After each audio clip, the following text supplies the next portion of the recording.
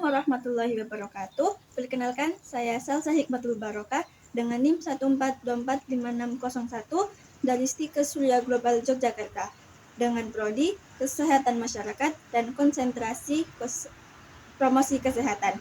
Di sini saya akan menjelaskan tentang alat reproduksi wanita bagian luar dan dalam dan alat reproduksi pria bagian luar dan dalam. Selamat menyaksikan. Yang pertama, saya akan menjelaskan tentang alat reproduksi wanita bagian luar. Bagian pertama yaitu labia majora atau bibir besar yang terdiri dari bagian luar dan dalam.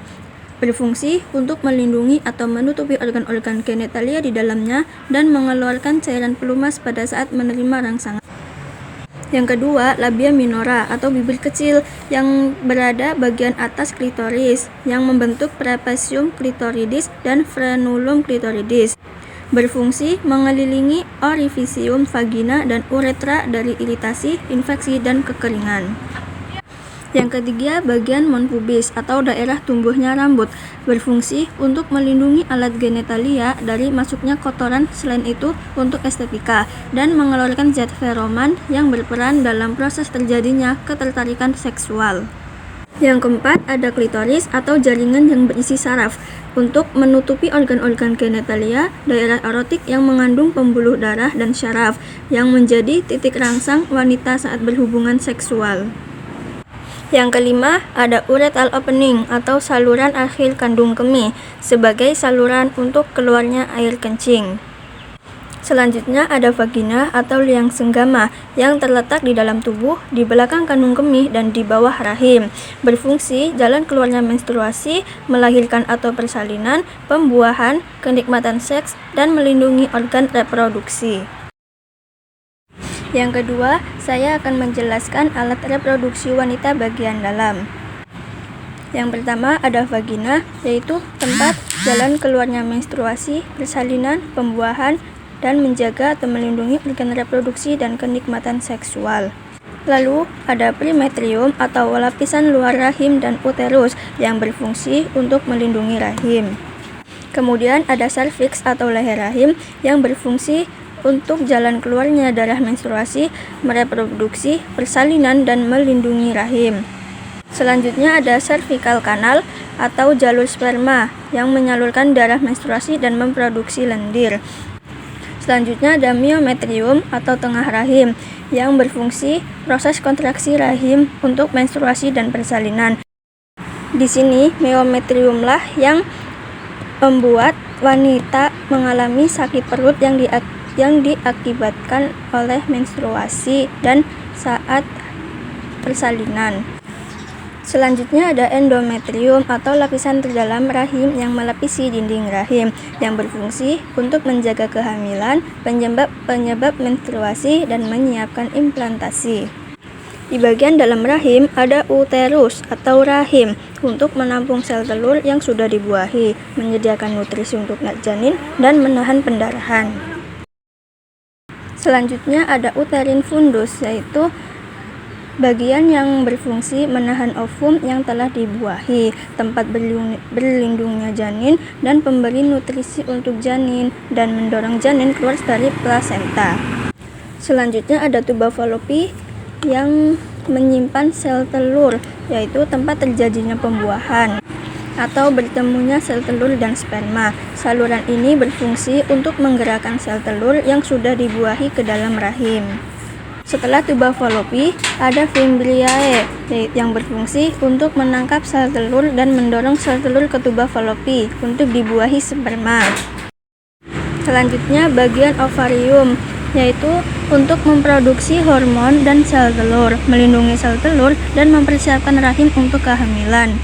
Selanjutnya ada ovarium ligament yang membawa pembuluh darah yang memasuk nutrisi dan hormon stimulasi ke ovarium serta menopang ovarium.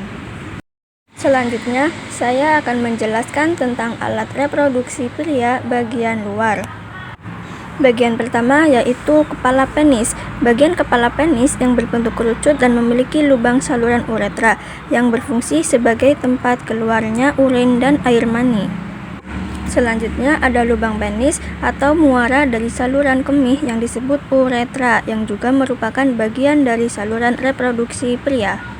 Selanjutnya ada uretra, yaitu saluran tempat keluarnya semen dan air kemih yang berfungsi sebagai saluran pembuang untuk sistem seksual. Kemudian ada kelenjar prostat yang mengeluarkan cairan sumber nutrisi dan pelindung sperma yang terletak di bawah kandung kemih di depan rektrum. Lalu ada kandung kemih, yaitu yang berfungsi untuk menampung cairan urin.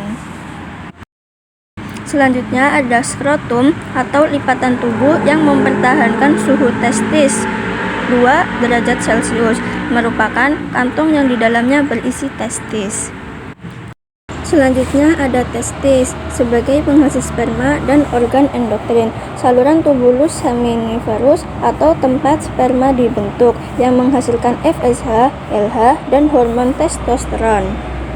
Bagian terakhir adalah van deferens atau ductus deferens, saluran tempat keluarnya sperma dari epididymis menuju vesicula seminalis yang membantu memperlancar jalannya semen melalui saluran reproduksi.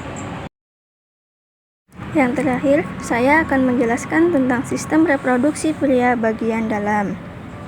Yang pertama adalah gland penis atau bagian ujung penis yang berfungsi sebagai saluran keluar urin dan air mani. Yang kedua, ada jaringan erektil atau jaringan dalam tubuh yang memiliki banyak ruang pembuluh darah atau jaringan cavernosa yang dapat membengkak karena darah fungsinya untuk menjaga penis tetap tegak. Kemudian ada uretra atau saluran yang berfungsi untuk mengeluarkan urin dari kandung kemih keluar tubuh. Lalu ada kelenjar Cowper atau kelenjar kecil yang terletak di bawah kelenjar prostat yang menghasilkan cairan kental dan jernih. Selanjutnya ada kelenjar prostat, yaitu organ reproduksi pria yang berbentuk seperti kacang kenari yang terletak di bawah kandung kemih. Kemudian ada ampulla vas deferens, yaitu yang terletak menempel di sisi kanan kandung kemih, berfungsi sebagai ruang penyimpanan air mani yang merupakan pelebaran dari vas deferens.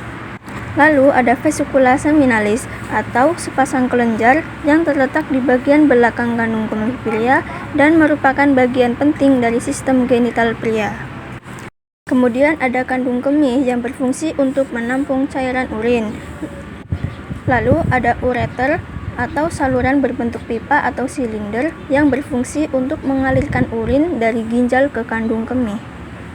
Bagian selanjutnya adalah vas deferens, yaitu saluran sperma atau ductus deferens yang berfungsi untuk membawa sperma matang dari epididymis ke uretra.